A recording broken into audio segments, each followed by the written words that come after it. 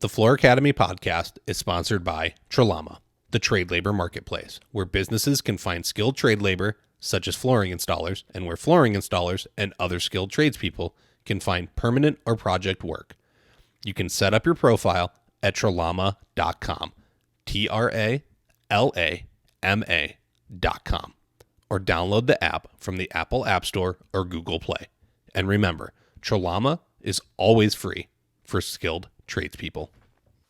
Welcome to the Floor Academy podcast. I'm your host, Kyle Hadeen, owner of Illustrious Hardwoods in Phoenix, Arizona. We are here talking with flooring professionals from all across the country about the issues that matter to you. I want to encourage you to learn while you earn. This week's guest is Shannon Huffstickler. Shannon, previously the Tile Girl and now the Schluter Girl, has run her own tiling business and is now the social media community liaison for Schluter Systems. We discuss the importance of communities. Whether you are participating nationally, internationally, or locally, it can have an effect on you as an individual, your business, and even the local community you live in outside of your trade. Listen in to hear what your participation means and how it can help you grow.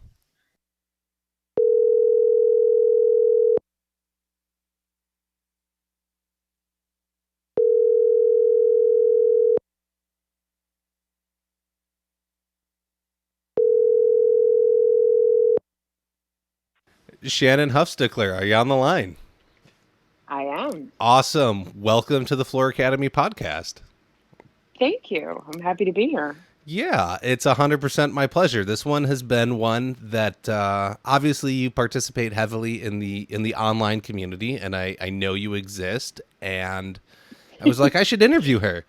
And then it just kind of like, it gets pushed and pushed, and I'm like, yeah, she's there. Like, if I really need one, I'll just reach out, and I know I can set that up. And so it's kind of a bad thing, but I think the show's more established now, and so maybe now's the right time. That's fine, and I don't mind if people take it for granted that I'm always around. That means I'm doing something right if people believe that. Always around, always available. Well, and I think sometimes people don't even want to learn who their local rep is because they're like, oh, Shannon will answer it. Shannon will deal with it. That's okay. Like, we'll just go bother her.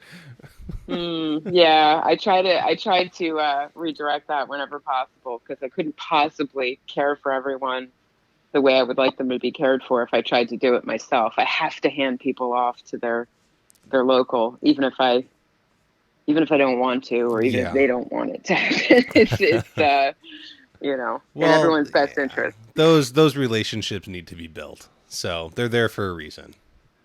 Right. But absolutely. For people who don't know who you are, so let's not skip this part. You know, who are you? What have you done? What do you do now? And kind of let's go with like the 30,000-foot view. Right. Let me qualify myself for being here. Right. I don't think that needs to happen, but they might be interested in a little bit of who you are. Sure. Okay. Well, I am. My name is Shannon Huffstickler. I don't know if you said that. People have difficulty with my last name sometimes. And I work for Schluter Systems North America. I am their social media community liaison, which is a lengthy title that basically means I'm responsible for relating to the people in the online communities and connecting them with whatever resources we have that they need. So it's essentially a customer service type position. And I've been in that position only for officially, just over a year, I think. Okay. But I've been with Schluter for just over about 8.5 years. I was a territory manager for them in my home area, which is New Jersey, New York metro area. I did that for about, I don't know, I guess 7 years or so for them. And before that, I was in my previous life, the Tile Girl. I think now I'm the Schluter Girl, but before I was the Tile Girl, and I was a tile installer. I had my own business here in New Jersey. And I don't know how far back we want to go. Before that, I was a helper for my father and my uncle, who also set tile. Apprentice. You were an apprentice. Apprentice, yeah, I know that the word helper is quickly becoming a bad word, and I have yet That's my to goal. correct my. I know, and it's. I think it's a worthwhile goal, and it's something I've been working on correcting in my language. But it's like it's so ingrained after Yeah, using I it get that way it. for so long. I was an apprentice to my father and my uncle for a couple years when I was. A wee lass.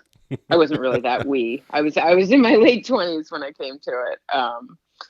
And that's the history of that. There was lots of other lives lived before Okay. that, but that's how I came to the flooring and tile industry. That Hey, was my route. it's sometimes you just kind of fall into something, you know. I needed something to do, so I went through a bunch of options of what I could figure out I was good at, and I settled on wood flooring and cold called 30 contractors and got involved when I was 32. So Okay. sometimes you screw up for a really long time before you find something that works. Oh, well, I honestly, I think that everything I did, even up to that point, that was not related to the tile industry, prepared me for the position that I have now. So, Yes, no regrets, no screw ups, no regrets. definitely I not. think but it definitely the path. It wasn't, when I was a young girl, I did not aspire to be a tile setter Hmm. or a sales rep for a manufacturing a company. This was not the plan. Yes. So it was a winding road for sure. Not everybody uh, gets the straight path. That's yeah.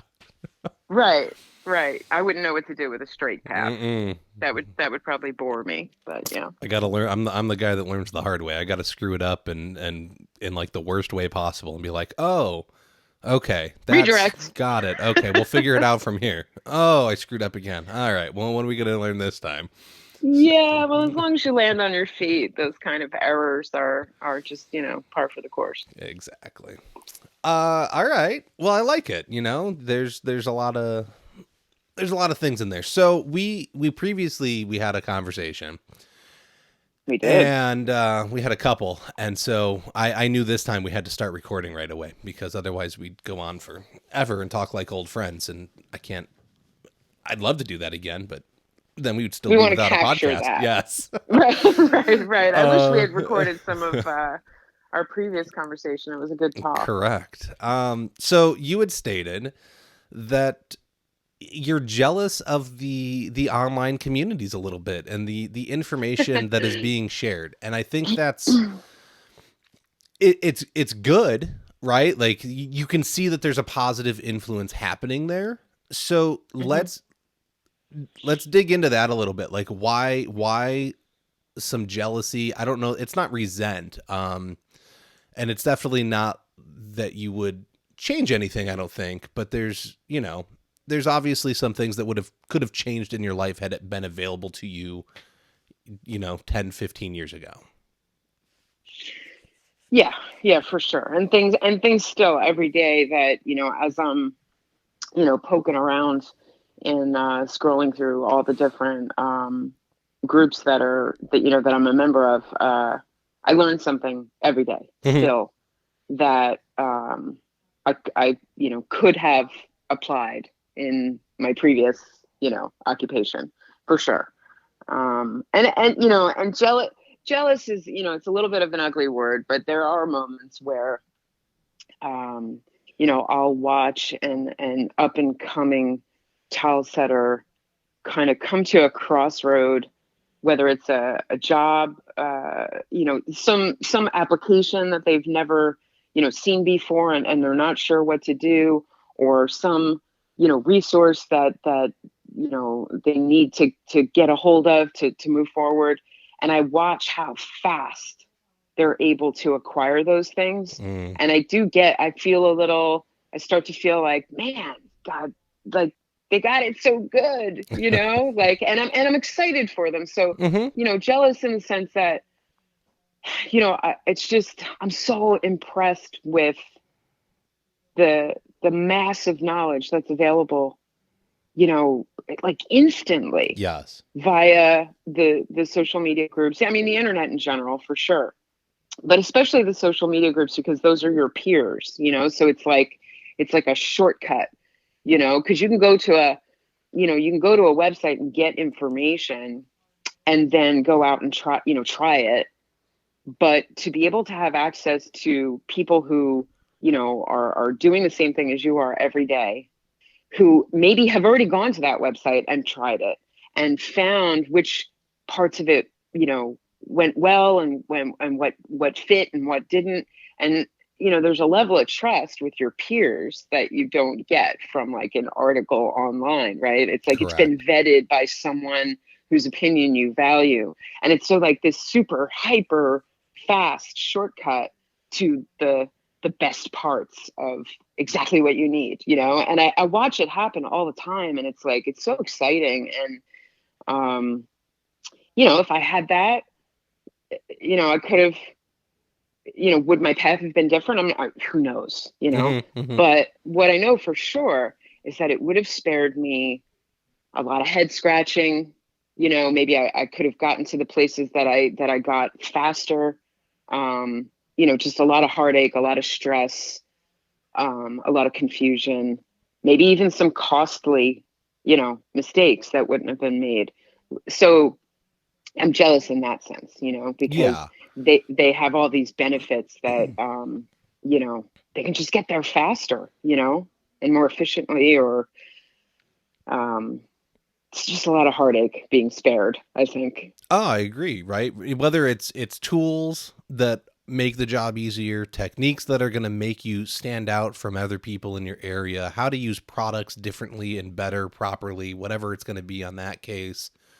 Yep. Business Just a practices, business, how to run all of your that. Yeah. business, how to manage, like just in general, the information that's being shared amongst these groups through the podcasts is unbelievable, and you can see, like you said, you can see people leveling up so much faster. And with that also comes, like, that's great in my opinion. I think that's what we need, is we need more successful people competing towards the higher end of the market to make the trades look sexy again. The my mother-in-law just had the plumber over while we're here for Christmas.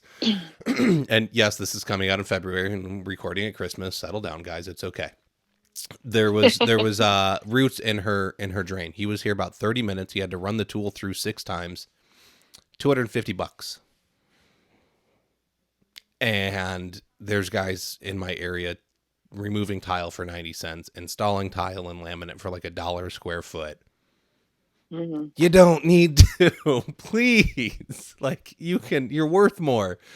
Your body's worth more, And so this Yeah. information is getting passed, and we're getting more people to move up and bring respect to themselves and to what can be charged, and then they're doing it with better techniques, and they're doing it properly and following directions, and that's all fine and dandy. And then on the other side, you have a bunch of old heads that are saying, "Hey, you can't do that. Hey, stop. Hey, don't, you can't share that. Hey, why are you doing that? You're going to tell them how to do it." And like, I don't know. It's, if you keep it a secret, it's going to kill it, in my opinion. Which, it's like it's not a double-edged sword. It's just a bad attitude, in my opinion. Like, just because it wasn't easy for you doesn't mean we shouldn't make it easy for somebody else. Yeah. Well, and I see those guys, I guess, I spend so much of my time in the groups where, the people who show up for those interactions are kind of already over that bridge. Those guys that don't want to share knowledge generally don't turn up in those groups, Hmm. because that's what it's about, right? So Correct. like, I don't encounter those types often, but I do know, that they exist, and that there's a certain amount of like, information that's sort of like they I don't know what you call it, like they covet it, and they protect it. And I think, I think I think it's good for there to be some barriers to entry, or, I think that it's good, for people to not move too quickly, Mm-hmm. uh, through their like evolution as a craft person. I Yeah, think there's a value in paying your dues. There's a value in, you know, struggling a little bit, it sort of separates, it, the I would say the boys from the men, but um the cream needs to be forced to the top somehow. I correct. think that's a good thing, Yes, but I think that when someone, and this is a little bit like what we got into in our previous conversation about viewing your peers as your competition, and that is a mistake. And I think that's at the heart of what you're saying is, to kind of understand that there's a community that we belong to that needs to evolve, and like in order to thrive there has to be this passing of the baton that happens, for sure. Well, and that's where the apprentice thing comes and in. right, right.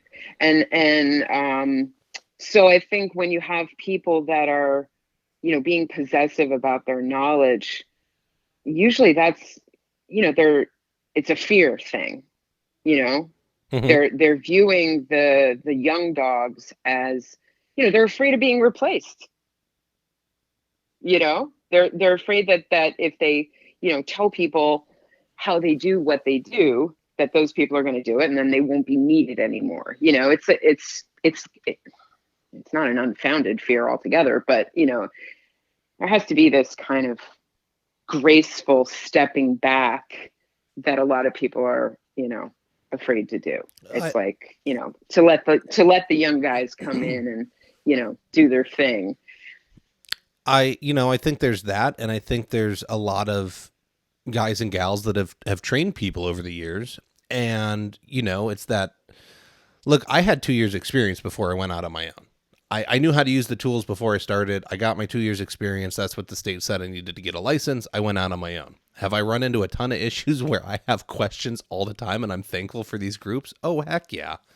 But it's that fear that, right, you're going to have this guy, you're going to teach him some stuff, he's going to run out on his own because he wants the big check, and then he's going to screw up all these projects, and you're going to have the failures and all of that. But I think once that's going to go back to training them right from the beginning to how to properly do things, and then if you're charging accordingly, you can pay them well enough that they don't have to leave.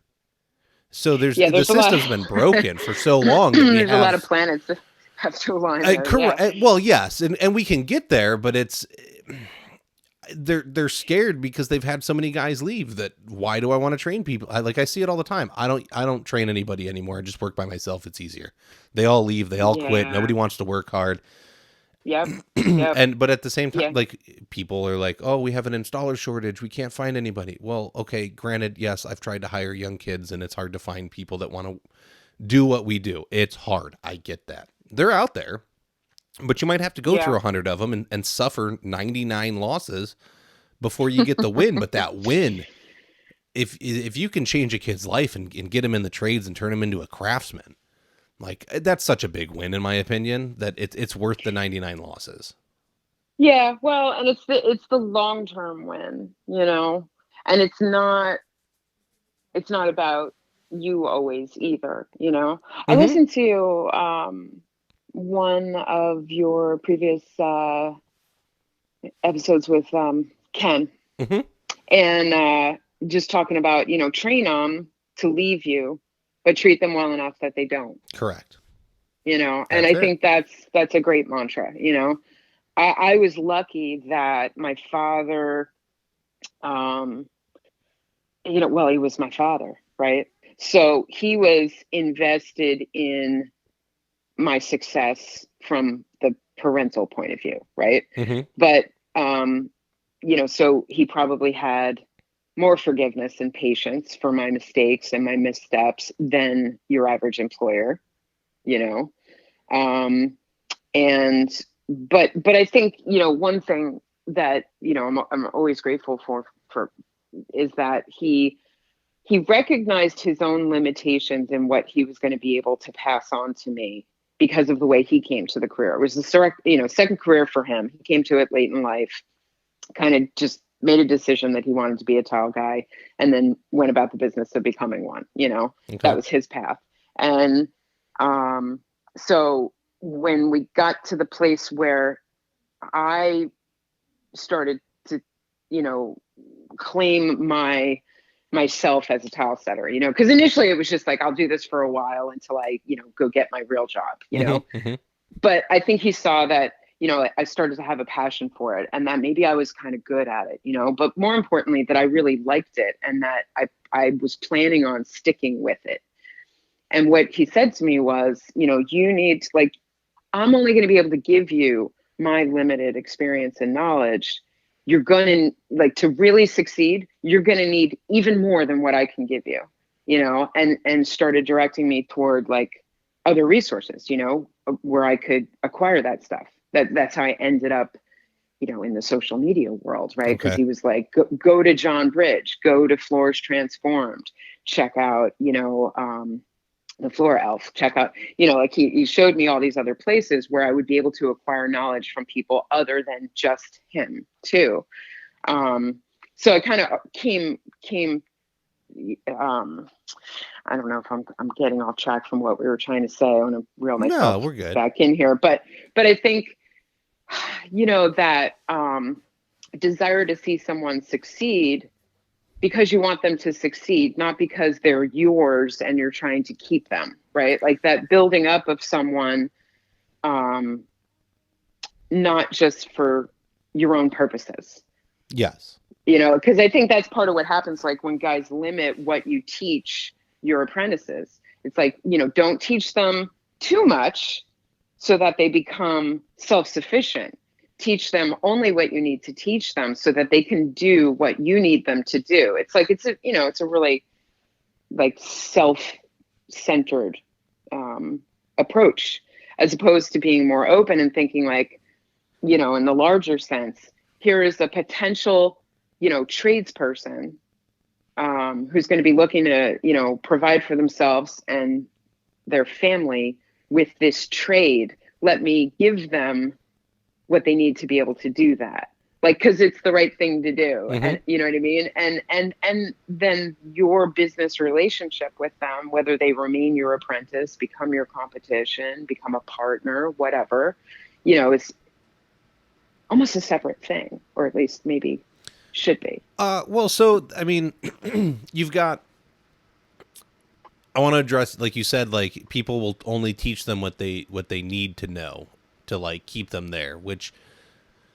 let's be clear that if we're training somebody up, right, like you need to train them in a certain way so that they learn in stages. We're not just going to say, like, okay, you go mix that stuff and then you slap it on here like this and then you stick it to the wall. Like, no, at first you have to start and you work them in slowly, right? They're going to learn to mix the grout, or they're going to learn how to do basic cuts and how to sweep a room and prep it. And, like, you're going to work them all the way up through it, but don't cheat them and not teach them the whole thing. Okay. That, Right.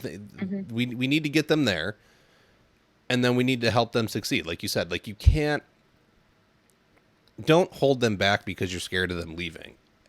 If they want to go compete in the market next to you, if you did your job right, they should be raising the bar, not bringing it down, which means you don't have competition at that point. You have somebody you can partner up with in the future. And that's, I mean, this is a good transition point into getting into the other things that we've talked about. Is if you can find businesses to partner with in your community, there's no stopping you. Who knows, man? Maybe you get offered some lucrative apartment remodel contract, but you've got to be able to pump out like 4, 5, 6 showers a week. If you're by yourself, you're not doing that. And if you look at everybody in your area as competition to you, you're not getting that contract. But if you can find 4 or 5 other guys to go in on it with and say, look, we can split the money, we're going to do it this way, and you lead the way, you can get that lucrative contract, knock it out of the park, and maybe start getting more and find other businesses that you can partner up with. But there's a there's a breakdown, and I know it because I'm part of it. I am in this online world, and it's nationally and it's internationally, and I'm participating in it just because I found it, and I love that I have friends all across the country. I went and hung out with a buddy, Nate Hall, yesterday on a job site. We sat there and talked for like an hour and a half. It was awesome.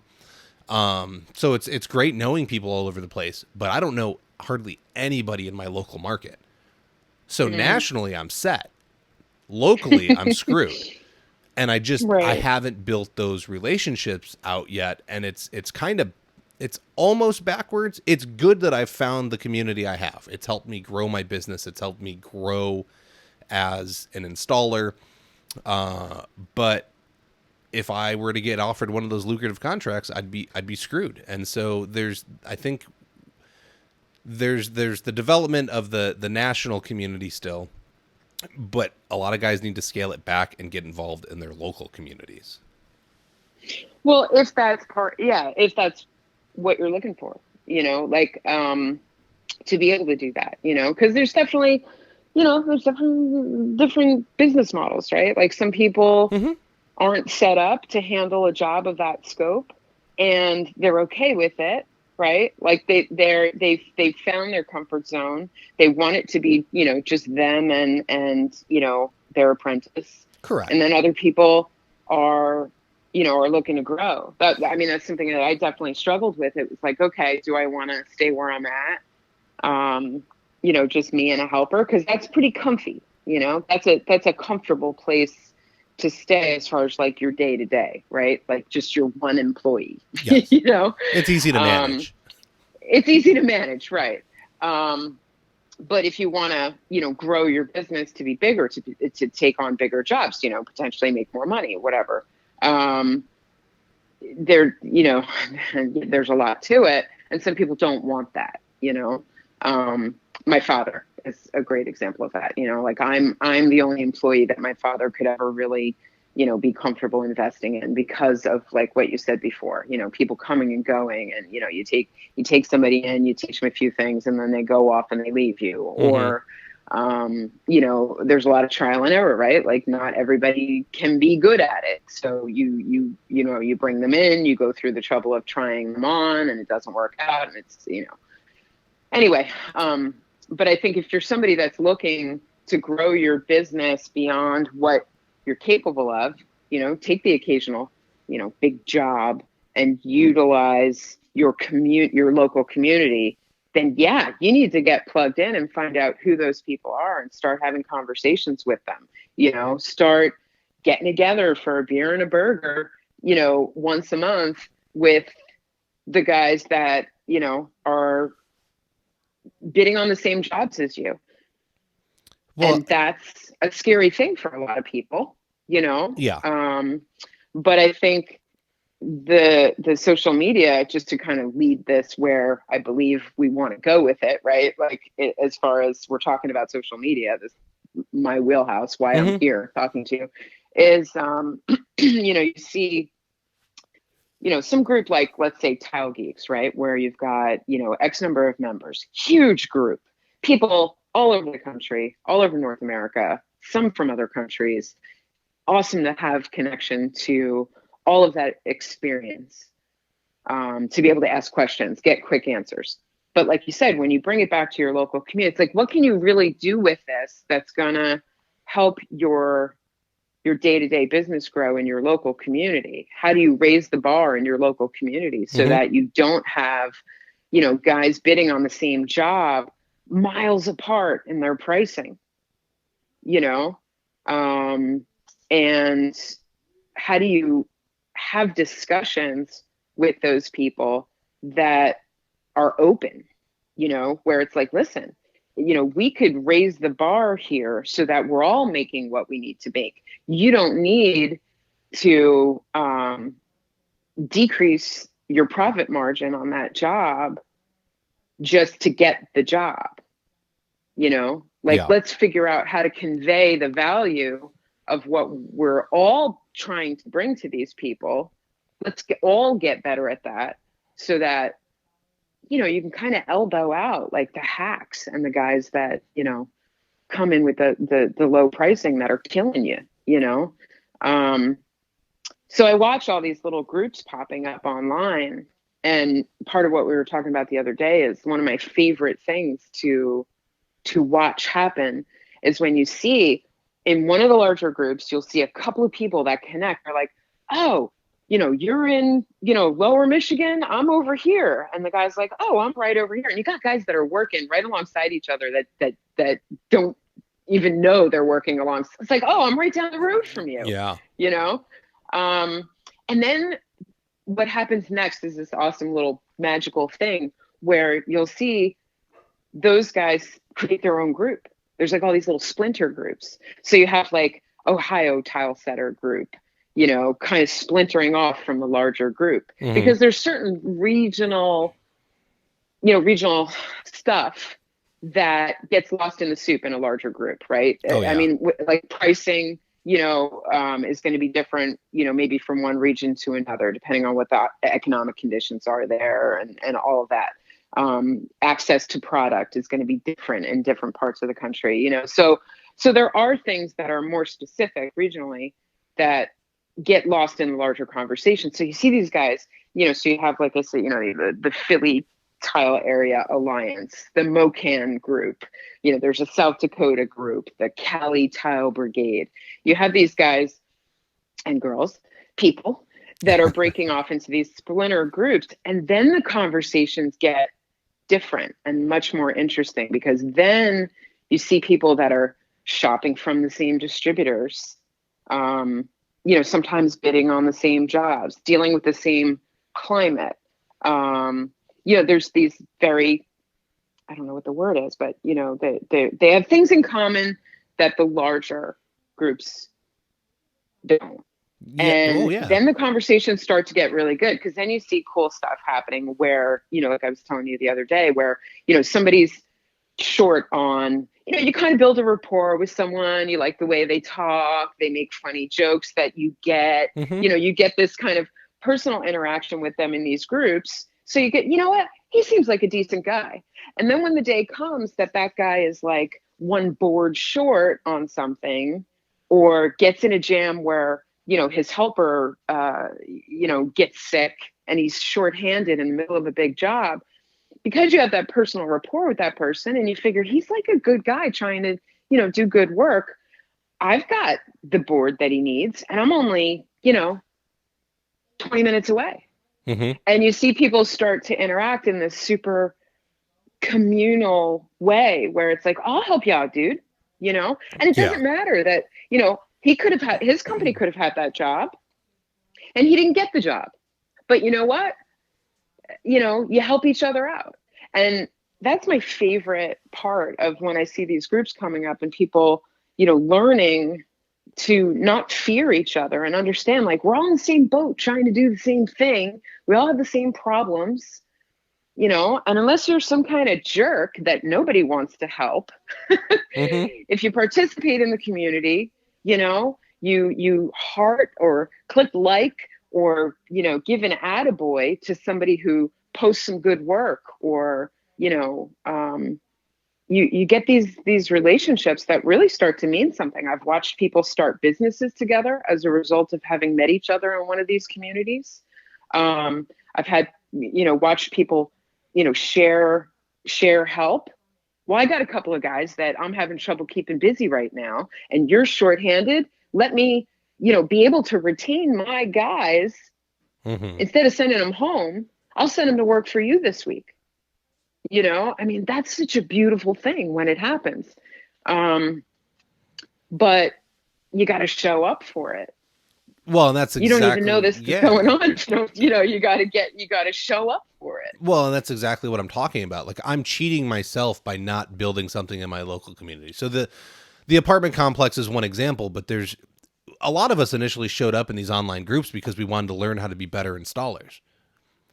I think we need to take that back and we need to put it in our local communities, like you're talking about. We need to get involved and we need to push the bar there. Like we've pushed it now that there's a great, there's a number of us that are like, yeah, man, we're going to be the best. Like this, we can push the limits of what's possible on all these things. And now, like you said, you can kind of start elbowing out some hacks and people that aren't bringing a good name to the trade. If you can get involved in that community and build those relationships, and you don't care that John is bidding the same job as you, and you're just happy that, hey man, okay, he won that one and I won this one, and we can both pay for some dance lessons and baseball in the spring or whatever it's going to be, right? Like everybody's winning, but you're raising that bar, you're building that community, and you're letting it become something more than just, we do the same thing, but I don't like you because you're trying to get that job and you don't do it as well. Well, maybe nobody ever took the time to teach them. How many hacks could be made great if they had the right teacher? You don't know until you try. Like you've got it. Some people are smart enough to go seek the information. Some people don't know they want it until they're offered it. So you at least offer it. That's true. Yeah. Yeah. And if they tell no, you that's no, definitely true. forget it. Like if they turn you down, they turn you down. But you're not losing anything by trying to offer it. Look, we all get told no all the time. Go do a bid. How many no's do you get? Big deal. You're going to get a yes at some point, and it's going to make a difference. Well, it's, these things become more or less difficult too, depending on, every market's different. Some are much more fierce than others. Mm-hmm. When you're in, maybe like a rural area where, there's only 2 or 3 guys that do that thing. For sure. And there's only so many jobs to go around. Competition gets a little more fierce, and some of your information is better maybe kept a little more private as far as like, pricing and stuff like that. There's an argument to be made for that too. You have other places where, there's a lot more hacks, right? Because there's just a higher density of people, like the area that I'm in, I mean, I always joke with people, and it's a sad joke to tell, but if you decide somebody has tile work available, you go to Home Depot, you buy yourself a trowel, and like you're a tile guy. And that's it. Yeah. Well, I mean, I can do the same thing, right? Like I'm in Phoenix, so it's a city of 4.5 million people. Right. There's plenty of other people doing what I do, just like in your area, but there's so many that if you want to start, you can start. Like there's nothing stopping you. There's plenty of work to go around. Whereas, like you said, yes, in a rural area, in a town of 1,000 people, if there's 2 guys doing tile, yeah, you might get into some spats about it. Right. But I think also there's another aspect of, having the local community kind of get established, whether like we're talking about social media groups, there's other things too. But I think that one of the things that one of my little pet projects recently is to get more involved in the other side of it, right? So the consumer awareness, because, part of this is like a chicken and an egg thing, and both sides of it have to be worked where, if the consumer has no method of discerning who the hacks are and who they aren't, mm-hmm. That's a problem. Yes. Because there are plenty of people who, if they were aware of, how to tell the difference, and if the people knew, the installers knew how to present themselves as having that type of credential. There's like this breakdown in communication. You go on Angie's List, or you go on,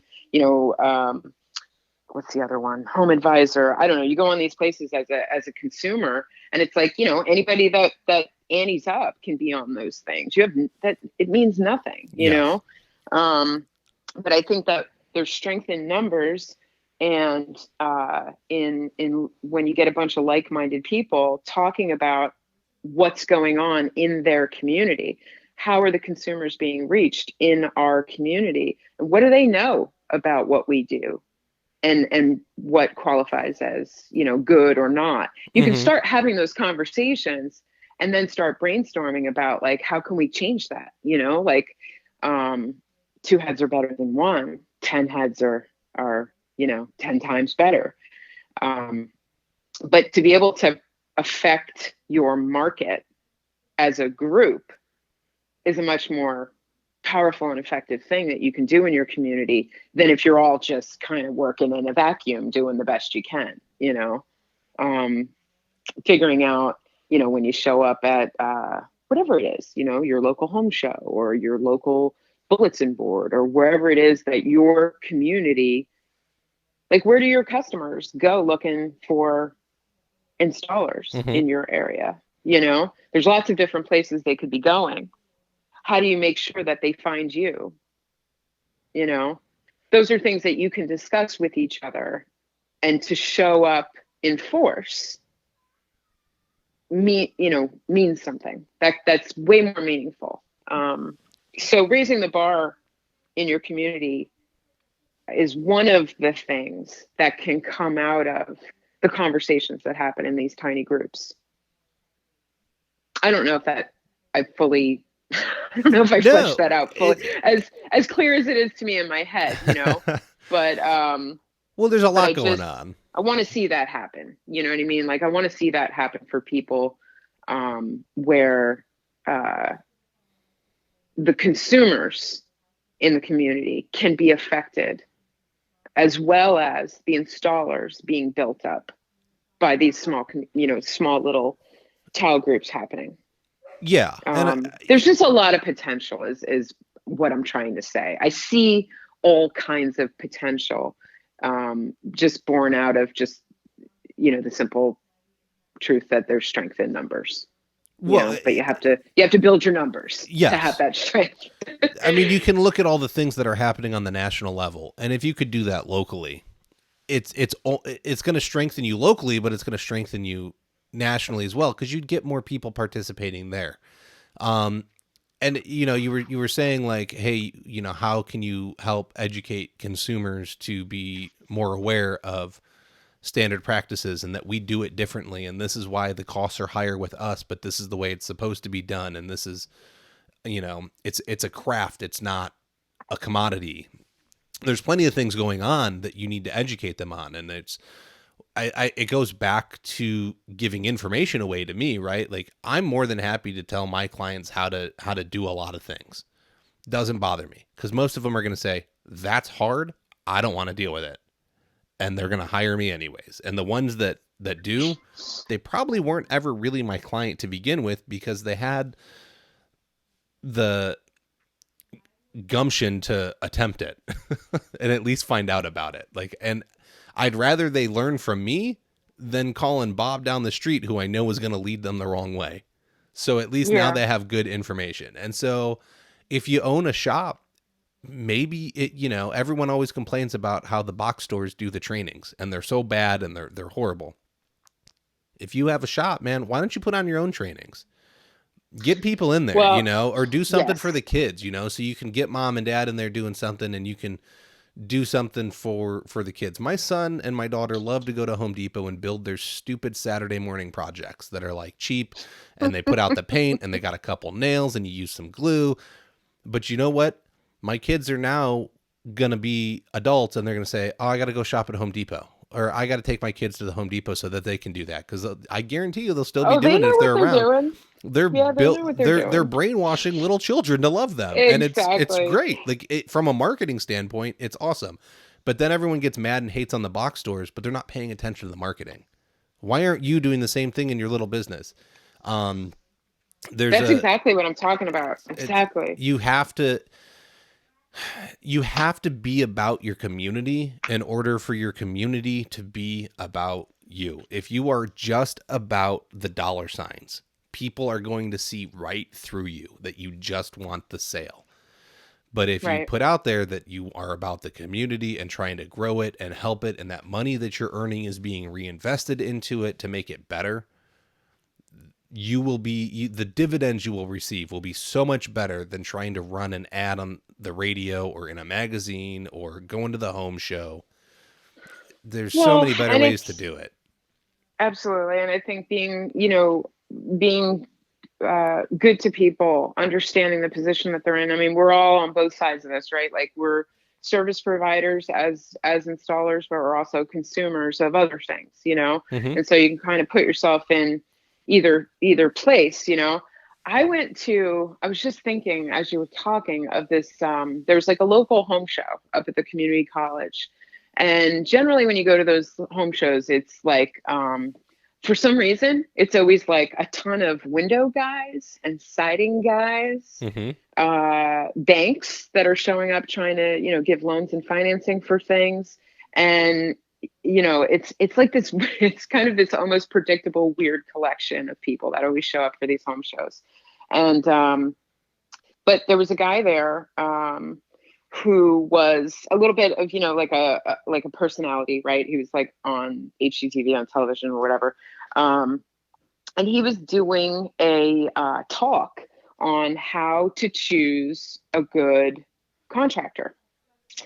And I went there because I had, in my capacity as Schluter, I had been called upon to go to one of his job sites and do some work with him, right? So we became friendly.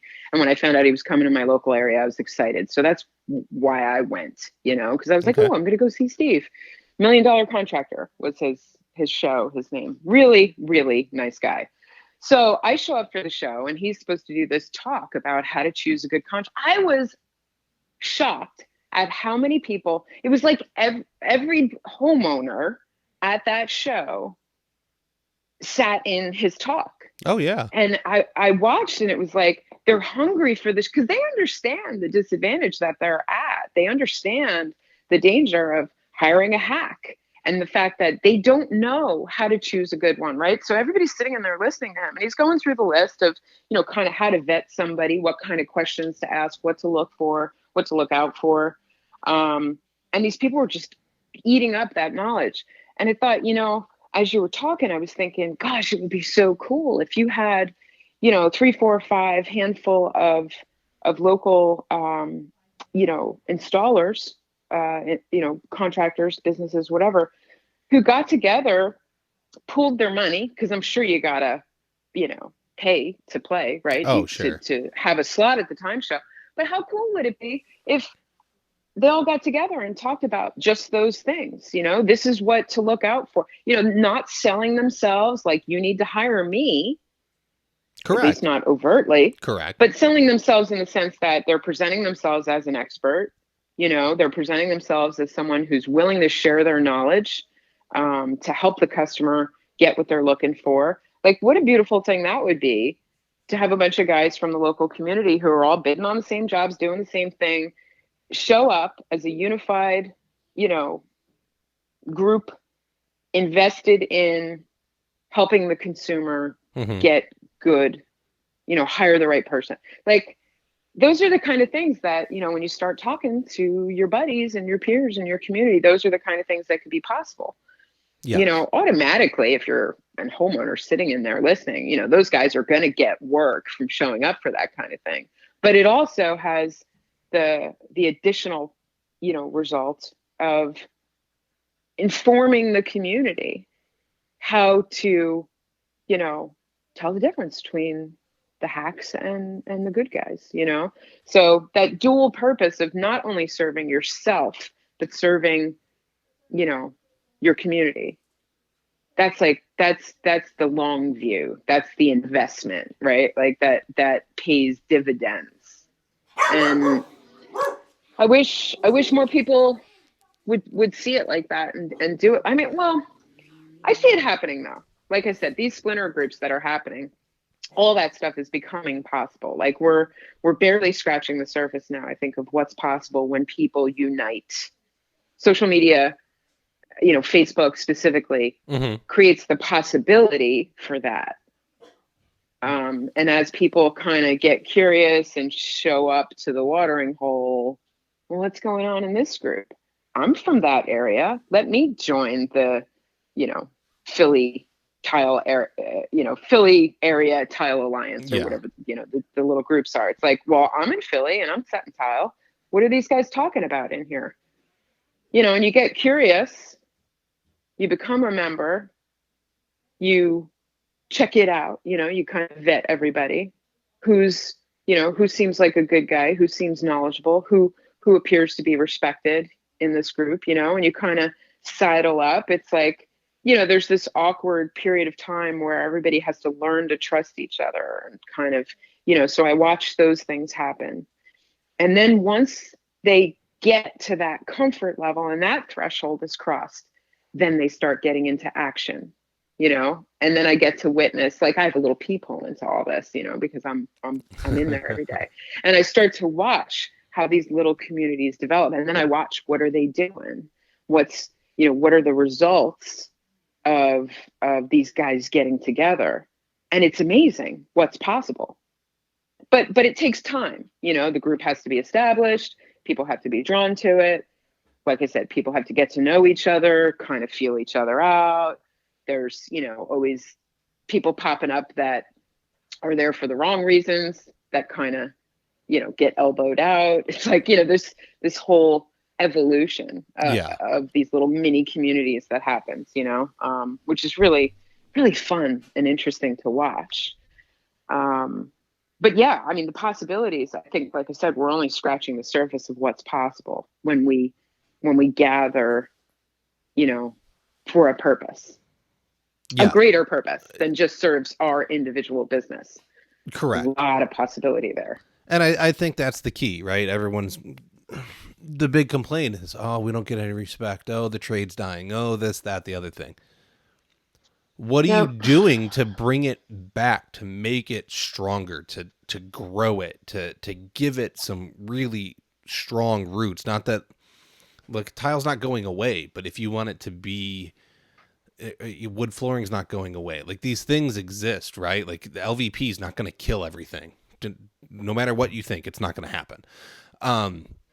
So floors aren't going away. We can say that safely. Yes, people are always going to be walking on floors. It doesn't matter what the new thing's going to be, right? If you learn it and do it and find a way to make it more interesting than the standard way, but like you got to be willing to grow and help make the bigger thing grow, instead of just being locked inside your own little world, doing your own little thing, and then it dies with you.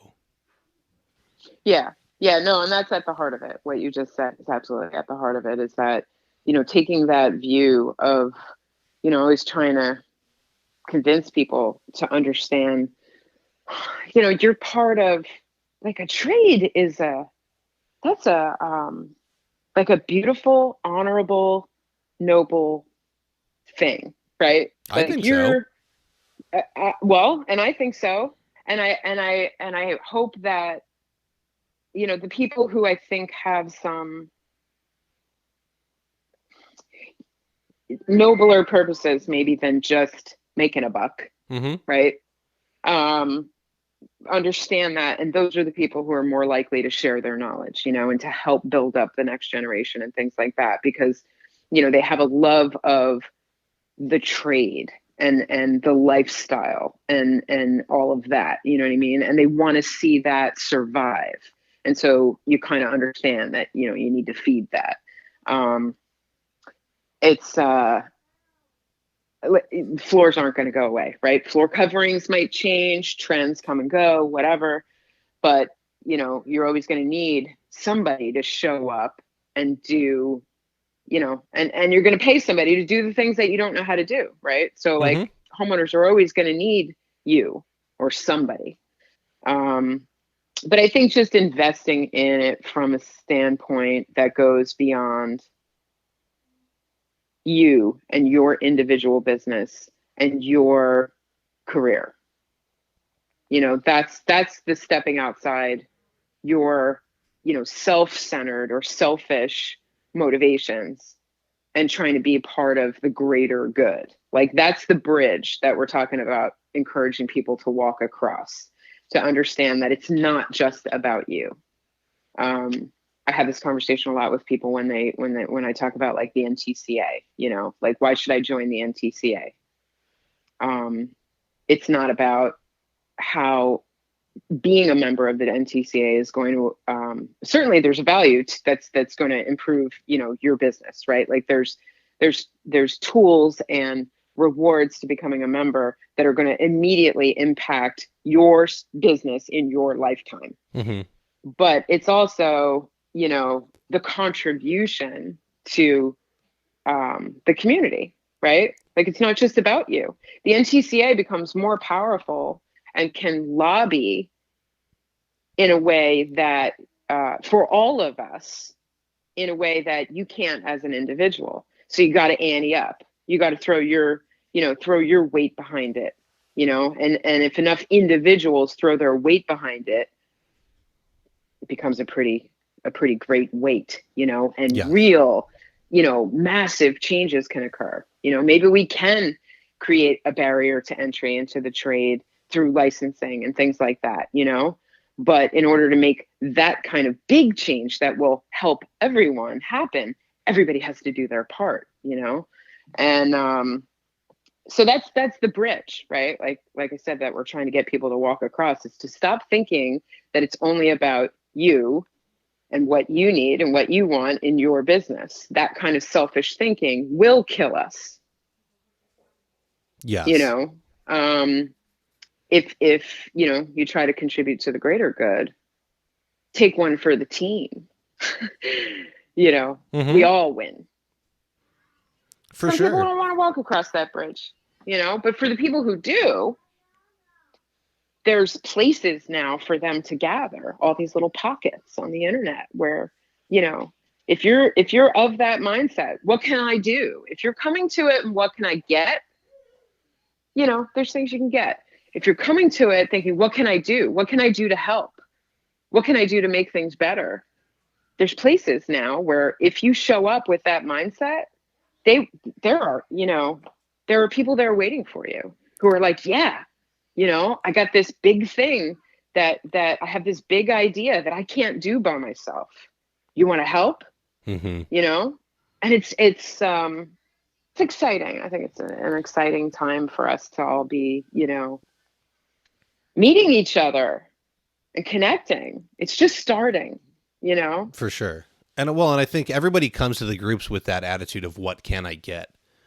But then they get, and the really passionate ones say, oh, how do I give back? Right? Your mindset changes as soon as you start receiving a lot, and you're like, oh shoot, like I can't just keep taking, like I have to give back. And that was essentially, I've said it before, I'll say it a million more times on this thing.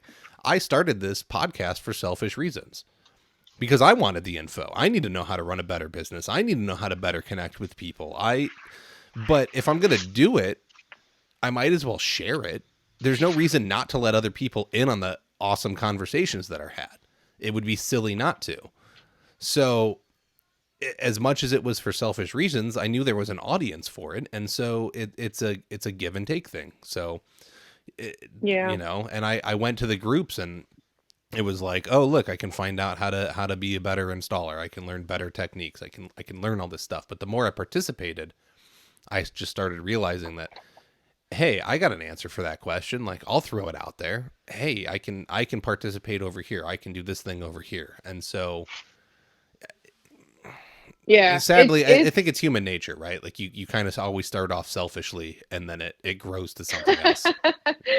Well, yeah, at least it always has the potential to, I think what's also cool about it is that it takes all kinds, because when you're in school and the teachers, there's something complicated going on, and like everybody's a little lost, but like nobody wants to admit that they're lost. And then there's like that one person who raises their hand and says, I don't understand what you're talking about. I'm confused about this. And everyone else is like breathes a sigh of relief. Like, thank God somebody asked the question, because I didn't know either, but I wasn't brave enough to ask. Yeah. So it's you never know who you're going to learn from. We all have different experiences. We all have different perspectives, unique perspectives based on our individual experience, but it's like, as soon as you open your mouth and you start talking about your individual experience, you realize that you're not the only one, and the more people that are in the room, the more that gets like validated and confirmed over and over. It's like, oh, I'm not the only one who struggles with that. Thank God. Let's talk about it. Mm-hmm. So there's like this momentum that comes from, like, it just takes that one, either brave or naive person to blur, to break the ice. And then everyone's like, yeah, can we talk about that? We need to talk about that, you know? Yes. So it's like, you have the people that have the experience and are afraid to speak up. You have the people who are afraid that they don't have anything to bring to the table because they're so new. But that's part of what they're bringing to the table, is the ability to get the conversation started. It's like, it's just, everybody has something to contribute, I heard that also when I was listening to Ken's, podcast. You never know who you're talking to. The person you're talking to could be your boss someday. Mm-hmm. The person that you're training could become your competition. They could become your rep. They could be, we all change seats. We need to get to know each other, though. I think that's important, and to be open to having conversations with each other about, what have you seen? What do you think? How do you feel about that? Mm-hmm. What do you do when that happens? That's when you step outside yourself, right? Like, because you could just stay on your job, scratching your head, and maybe with some, a strong will and some elbow grease, you'll get it done. But, I don't know, what kind of life is that? Well, there's probably a better way, right? Like you can struggle or you can find a better way.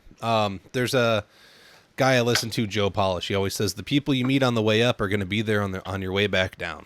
So if you burn them on the way up, it ain't, when you fall, man, it's going to be really hard. So Right.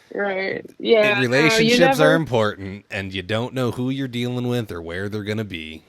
Especially these days, so many installers are being. I think the manufacturers are starting to realize that hiring installers for reps is a far better option than hiring just some random person that does sales, because I'm going to trust somebody that did what I did better than some guy that's just like this scummy salesman, right? Like you get that used car salesman feel, and you're just like, I don't want to deal with you. But like, oh, you did what I did and we're the same. Okay, like tell me about your product. So right. No, and that's something that Schluter's already, was all over, a long time. I mean, even when they hired me, I was like, you do know that I don't know anything about sales, right? But you do, because you were that's the biggest thing. You weren't, the minute you started your business, you weren't an installer. You were a salesperson, among many other things. That's true. Even though I was blissfully unaware of that, I guess. Correct. But, well, and that's I the think, education point. But, right. But, and what I said also, when we first started about, the peer sharing, it's like there's a certain trust level built in, if somebody has walked in your shoes, that you can trust what they're saying. Whereas, a salesperson is going to be motivated by making sales, Yes. So I think that I definitely see a lot more manufacturers. I don't know if, there were other people doing it when I became aware of Schluter's, practice, but that's generally how, they always hired people was, your territory grows to the point where, you need help to be effective. And you look around and say, who's out here using our products, knows our products, believes in our philosophy and our products, and those are the people that get hired, like I didn't ask for this job. They just called me up one day and said, we have a position and we think you're the right person. And I was like, I think you're probably mistaken. And they were like, no, you have everything that we need you to have. You know how to use the products, you know how they work. You're not afraid to talk to people. And, you're generally appear to be inclined to help people. Yeah. What more could you want from a sales rep, You're hired. We're giving you the job. Just say yes. Yeah. But anyway, I think, that sharing of information, again, amongst peers goes back to what we've been kind of Mm-hmm.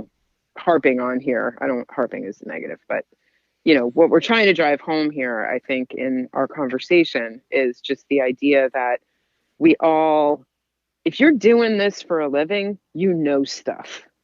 And you probably know different stuff than I do because you're not me. So let's get together and share, pool our knowledge so that we can all draw from all of it instead of staying in this little, bubble. Sorry for the traffic. Yeah. My dogs barked earlier. It's okay. They like pushed the door open. The door doesn't close here, so the one like walked in. The other one saw the mic stand and didn't like it. Okay. Yeah, All go right. puppies. No, I think that's an So I think amazing that's it. summary. That I'm not even gonna try. You took my job away. Well, okay. I definitely, but that's what we're talking about, right? Yeah. It's like let's pool it all together, pile it up, and then you can come to it whenever you want and take what you need. Take what you need and leave the rest, you know? Well, and then learn to drop a little in yourself. Come and take it first, right? Like I said, I think everyone's gonna come and take. Don't take it It's like the all, little pick but a penny thing. It's the little pick a penny thing there at it is. Yes, the there's convenience great store, right? analogy, right? Yes, that's beautiful. Take a penny, leave a penny. I love it. Right. Sometimes somebody Because throws in a everybody needs a dime. penny. Yeah, Right. there it Right. is. Yeah. That's beautiful. Oh, I haven't seen one of those in a long time. We use too many cards. We're not. I'm Well, not. there's a I'm not even coin going to get in on shortage, that. right? Oh God. Yeah. Yeah, I bet. Uh, it's just no, we're too digital. Everyone, and honestly, man, you get me started. Those cards, the chip takes longer than swiping, and just the card in general, I feel takes longer than cash. Although with young kids now, I think cash transactions take longer because they don't know how to do any math. So Yeah, it's painful when you go and you watch the person, like, when the computer screen, like, jams up and they have to actually, do math. yes, It's a little bit 46 painful, but cents. that's How many pieces of change is that? I don't know. I can grab this one oh geez, that's a different yeah, that's a whole conversation. other thing. But the pick a penny things still exist. I see Yes. them. Okay. I see them. So it's still a worthwhile concept. You got a little. If you have extra change, you throw some in, and if you're a little short, it's there for you. It's a Yes, beautiful, beautiful thing. that it is. Well, I think that does it. I think that just sums it up nicely. It's go and participate, whether nationally, locally, internationally. Find a spot. Start Yeah, start doing something. Build what you're passionate about, and keep it going. Make it better for the next generation. And that's if we can show them that that's the way. I that's going to be so much better, right? Any of these young bucks, young gals starting out, if we can show them that education and participating locally and growing communities is the way to do it, this trade will be so much better off yeah, than how we collectively. found it. Yep, no doubt. And you'll benefit individually along the way as well. Like that's you know part of it, but the greater good. Yes. Yep. Well, Shannon, I thank you. think we did it. I think so. Maybe. I I mean, think we done did it. I know we could go pick something else and go for another hour. I don't know if anybody wants to do that right now, though. So No, I mean, I I think think this I is think that was I think just a we good got it. natural thing. Wonderful. Thank you so much for your time. I'm kind of glad your package was late. I'm sorry to say. This way you weren't in a car, so it kind of worked out better for me. Yeah, I'm in my pajamas. I'm There you pretty happy. go. I'm off now. I took some vacation time, so today is a vacation day Okay. for me, and I'm in my jammies. And this was a pleasure. I'm glad that you asked. I think also I just want to say, in the interest of being helpful, um, if anyone who's listening to this wants to start a local, group, I know a little bit about how that works and how to get it going. I can probably help get the word out as well. If some of these guys, I know I talked to a guy in California one time, where we had this conversation about how there was some stuff going on regionally with him that he felt was different from what he was seeing talked about in the larger groups, but there was no group, and I was like, well, dude, don't wait for somebody else to make it. You can do it. Yep. You get on Facebook, you pick up, the create a group option, you give it a name so people know what it is, include the word, tile or flooring or whatever your thing is and your region. And then when you're in those larger groups and you see somebody say that they're from your area, you send them a private message and you say, hey, I'm making a group for just us guys from this area, and they're, oh, really? And they grow that way, so, you can go online and you can do a search for your region using some, keywords and whatever your thing is. And maybe there's a group already in existence that you can join. But if there isn't, you can make one. It's not hard. It doesn't take a lot of time. It can, you can get lost, but it doesn't have to, you can create the group and just, and get the ball rolling. If you build it, they will come. Right. So I think if anybody, feels apprehensive about that or doesn't know how it works, I can help with that. If anybody wanted to reach out to me, how do I get it going? I would be willing to help somebody with that. So that's just want to put that out there. Yes. Oh, I'm sure you can help with many other things. So, and look, I got the Floor Academy group. So come there. We get discussions going on the business side of things, what the trade should do, what the trade shouldn't do. I've got Arizona Flooring Installers group that I'm trying to start because I do need to plug in locally. So there's things happening. Besides helping people start groups and besides asking about Schluter products, I'm sure people can contact you for other things. So how do they get a hold of you? I'm usually pretty easy to find. I think the easiest way is if you just did a search for the Schluter girl, you would find me. If you did a search for the tile girl, you would probably find me. Using my name, is helpful. I have a phone number I could offer. If you're email, comfortable, I don't know if you want to do that. If you are comfortable throwing that stuff out there, you are more than welcome to. It's going to be on the internet and everyone can find it. I'm sure they already can, but that's a different story. I want people to find me. Okay. That's fine. My phone number is 732-977-6180. And anybody, that's interested in this sort of thing for all those reasons, like you said. So if somebody had any questions about, Schluter, that's fully my wheelhouse. You can call me anytime and I'll connect you with whatever resources you need for that. If you have questions about, social media groups, I'm open to that conversation. But generally, the Schluter girl, any kind of search on the internet for the Schluter girl, you would end up with me, so that's probably good enough for people to be able to find me if they wanted to. I like it. Let's make sure that we do not confuse Shannon, that tile girl, with the other Shannon. Right. There's tile chicks. There's the tile lady. There's several. So yeah. And, well, now I actually still own the tilegirl.com. I don't use that website anymore, but I still own it because it's mine and I can't give it up. As you shouldn't. But there's now little short Shannon, and she's that tile chick. So or the tile chick, but so don't get them confused because they're both Shannon. So you got to search the right Shannon. I'm sure here. There's things she could be helpful with. If you reach I'm sure out there to her. is. But if you want me specifically, and that's kind of why I created the Schluter girl thing, because I think that, that's there's only one of those. Yes. So far, hopefully not more. So far, I'm trying to convince other people to get on board and help me out. But so far it's just me out here. Okay. Awesome. Well, all right, cool. Enjoy your day. Thank you for giving up the time to me, and happy holidays, Merry Christmas.